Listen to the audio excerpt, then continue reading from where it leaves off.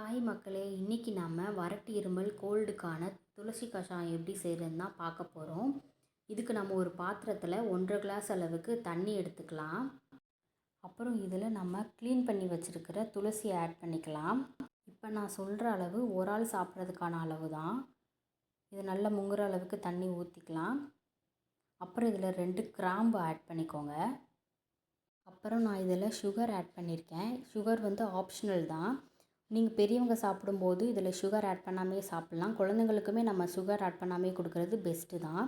இதை நல்லா கொதிக்க விடணும். நம்ம 1.5 கிளாஸ் தண்ணி ஊற்றிருக்கோம். அது அரை கிளாஸ் வர அளவுக்கு நல்லா சுண்ட நம்ம நல்லா கொதிக்க விட்டு அந்த தண்ணியை தான் வடிகட்டி குடிக்க போகிறோம். இது வந்து குழந்தைங்கள்லேருந்து பெரியவங்க வரைக்கும் யாருனாலும் குடிக்கலாம். ரொம்ப பெஸ்ட்டான ரெமெடி தான். நீங்களும் வீட்டில் கண்டிப்பாக ட்ரை பண்ணி பாருங்கள். தேங்க்யூ.